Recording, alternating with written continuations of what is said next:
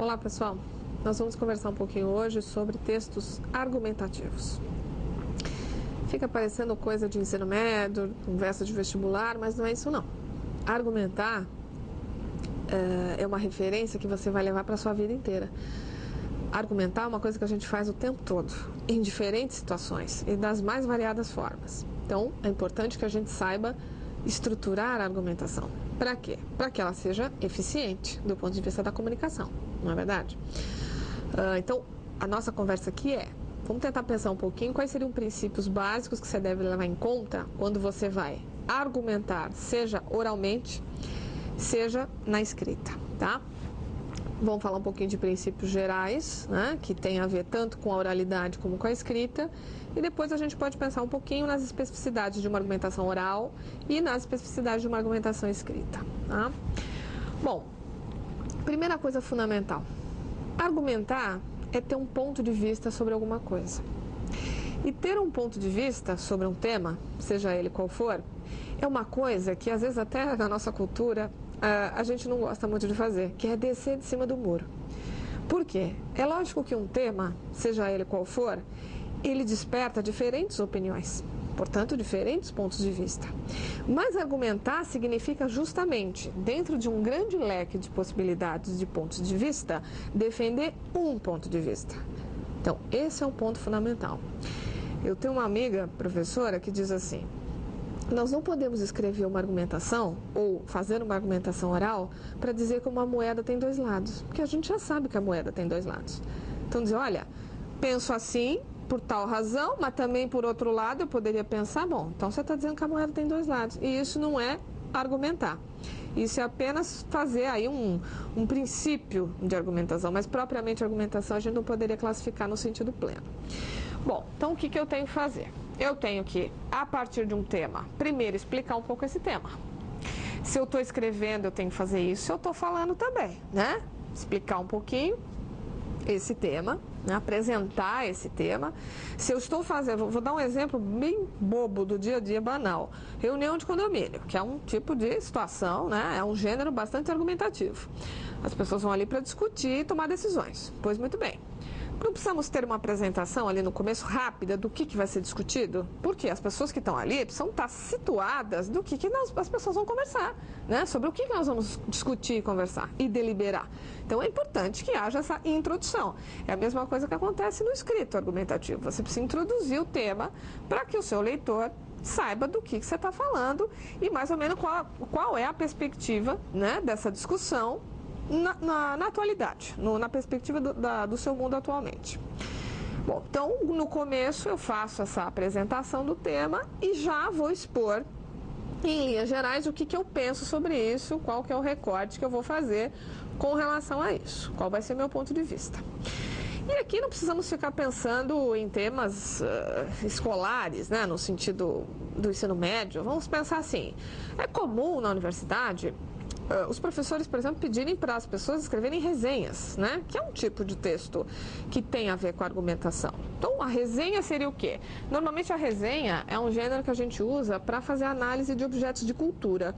Então, as resenhas são resenhas sobre o quê? Sobre livros, sobre filmes, sobre exposição, sobre teatro, né? Sobre, enfim, coisas da vida cultural. Normalmente a resenha é usada nesse sentido. Então, a resenha aparece lá nos cadernos dos jornais, nos sites de jornalismo, nas revistas, né? Com essas análises aí das obras. Pois muito bem. Então, não é uma coisa que a gente tem que pensar uma temática escolar, né? Então, dê sua opinião sobre o filme tal, por exemplo, dentro de um trabalho na universidade ou dentro de... ou mesmo, vamos pensar numa situação depois profissional, você numa reunião da empresa, você com outras pessoas, qual é a sua opinião, né, sobre o assunto? Então, essa é uma situação que você vai enfrentar cotidianamente. Tenho que, então, ter um ponto de vista sobre isso, né? O que eu acho dessa tal coisa. Depois que eu fiz essa introdução, eu tenho que me posicionar. Pois muito bem. Depois que eu me posicionar, o que se espera de mim? Se espera que eu dê argumentos que sustentem o meu ponto de vista. E é aí que muita gente se enrola. Por quê? Primeiro, tem pessoas que têm muita dificuldade de definir um ponto de vista. Por quê? Na verdade, a pessoa não está com aquele tema ainda bem amadurecido internamente, né, nas ideias dela muitas vezes, então ela fica pensando uma série de pontos de vista diferentes sobre a mesma coisa. E aí, então, esse é o exercício. Eu preciso definir um único ponto de vista para que eu possa argumentar em cima dele. Vou voltar, por exemplo, o nosso tolinho da reunião de condomínio. As pessoas vão ali discutir se deve ou não ter um aumento. Isso é assunto típico de reunião de condomínio, né? Algumas partes ali vão achar que sim, por isso que propuseram esse tema para discussão. Outras partes vão dizer que não. E aí vai haver a discussão. Bom, é o que eu disse. Tem cabimento as pessoas ficarem ali falando, tem esse lado, a mesma pessoa. Não, mas também realmente tem esse outro lado. Porque se for assim, nós vamos ficar 3, 4, 5, 10 dias indefinidamente falando os lados das coisas e não vamos conseguir argumentar. Que a ideia é, um vai defender um ponto de vista, o outro vai defender o ponto de vista, aí depois, no caso de um gênero como a reunião de condomínio, vão tomar uma decisão. Então, chega uma hora que as pessoas argumentam, cada um defende o seu ponto de vista, e aí vai se chegar a uma resolução final. Então, toda argumentação segue esse princípio. Então, vamos imaginar que o meu ponto de vista é que não deva haver aumento. O que eu preciso fazer agora? É o momento da minha fala agora.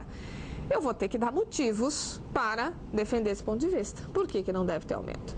Aí, um dos argumentos que eu posso ter é dizer, olha, a gente já tem tido historicamente aqui muitos aumentos e estamos num processo que mais aumentos vai gerar um custo acima do que a média desses condôminos pode pagar. Então, isso é o quê? Isso é o que a gente chama de argumento.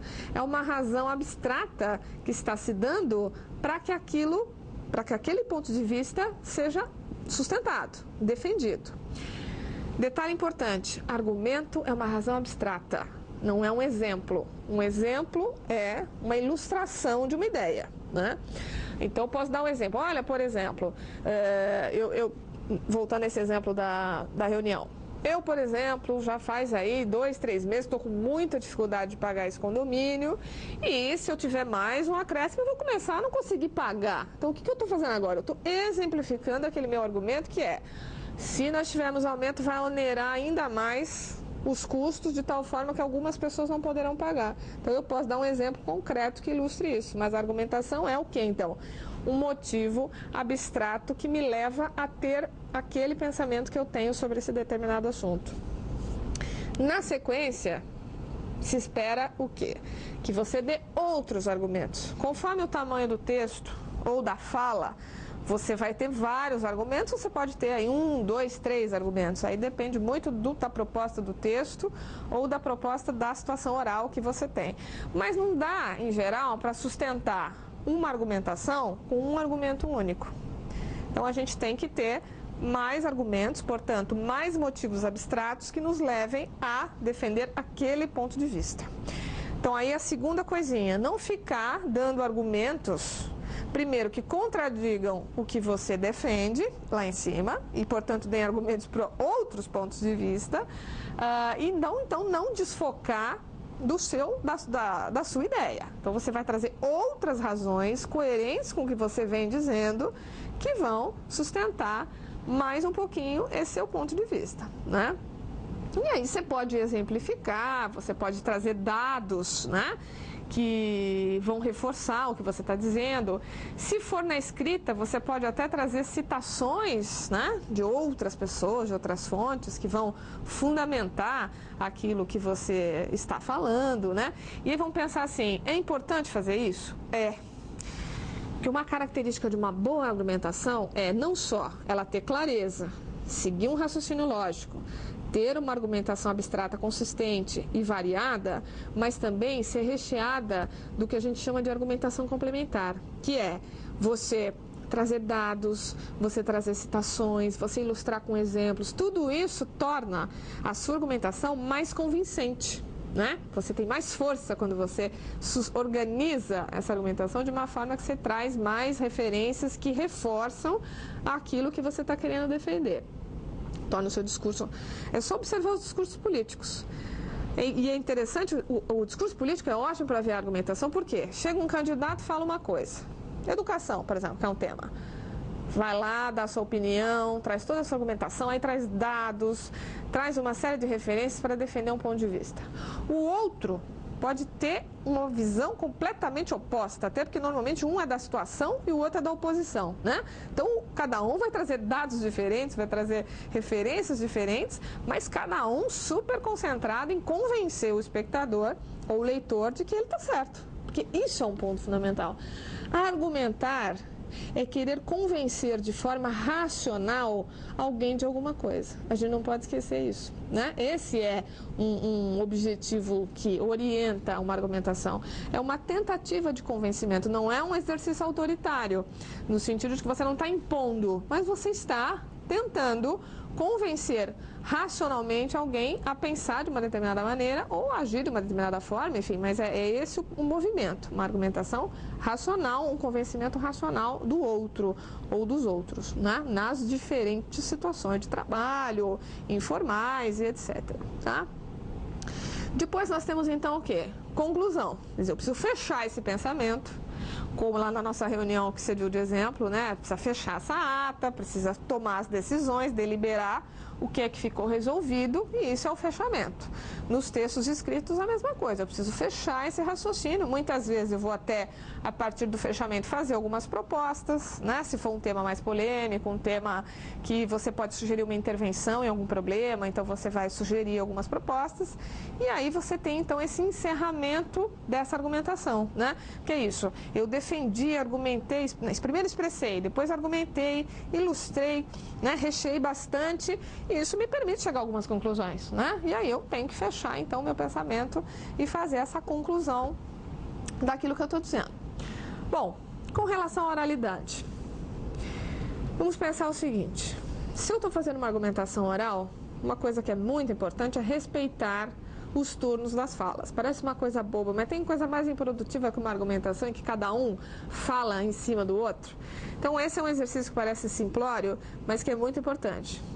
Dar, né, a voz aos outros, ter a sua voz também no momento que for a sua fala, e aí seguir essa estrutura o mais possível nesse processo. É lógico que numa argumentação oral é natural que haja troca de turnos, que as pessoas, né, argumentem de uma forma alternada, mas é importante que não haja aquele encavalamento de falas. Então, se você, por exemplo, é alguém que na tua profissão depois vai conduzir uma discussão, você tem que ser esse que vai organizar essa discussão. Então, né, fazer aquela mediação, que, por exemplo, uma série de jornalistas tem que fazer mediação em debates ou outras coisas. Então, né, qualquer hora de organizar a discussão, qualquer hora, para que ela não fique uma bateção de boca, uma coisa improdutiva. Então, precisa ser uma exposição de ideias em que cada um tem o seu tempo para expor aquilo que está defendendo, né? No caso da escrita, não vai acontecer isso. Então, aí a escrita tem esse ponto. Você tem que criar um raciocínio lógico, seguindo essa estrutura que a gente está colocando, e só que de uma vez. Você não vai ter o leitor para ir, durante o processo de feitura do seu texto, interagindo com você. Olha, entendi isso aqui não está claro. Quer dizer, você que tem que, o mais possível, organizar essa sequência de tal forma que ela, por si só, consiga ser uma mensagem argumentativa clara para o seu interlocutor. Porque ele só vai responder depois de uma vez também, né? Mesmo que eu pense numa troca de e-mails, que é uma coisa escrita, mas o e-mail não é simultâneo, né? Quer dizer, eu mando e depois o outro responde. E mesmo se for o MSN, que é absolutamente imediato, eu escrevo uma coisa e o outro escreve. Quer dizer, na hora que aparece na tela, vai primeiro aparecer uma pessoa ou a outra pessoa. Não existe ocupar o mesmo lugar no espaço, né? Até porque ocorre um princípio de física, não é isso? Então, eu preciso perceber que na escrita existe essa questão de eu precisar. Então, portanto, eu não tenho que ter pensamentos incompletos, eu não tenho que ter informações implícitas, que é aquela coisa assim, mas a pessoa sabe, eu não sei se ela sabe. Será que ela sabe? Então, não faltar nesse texto as informações necessárias para que a pessoa entenda do que você está falando, qual que é seu ponto de vista, quais são seus argumentos. Então, tudo isso é importante que esteja claro, né, o mais possível, detalhado, informado, para que se possa compreender onde você quer chegar e a sua argumentação possa ter o efeito que você deseja. É um lugar em que a gente pode usar a primeira pessoa sem grandes problemas, porque é a sua opinião. Num texto, talvez, mais formal, você pode usar a primeira pessoa do plural, enfim, mas é um texto que, por esse caráter argumentativo claro, ele permite que você use aí uma primeira pessoa sem nenhum grande tipo de problema. Então, isso do ponto de vista da linguagem é mais ou menos assim. Pessoal, em linhas gerais é isso. Qualquer dúvida, entre em contato que a gente conversa mais sobre o assunto. Abraço.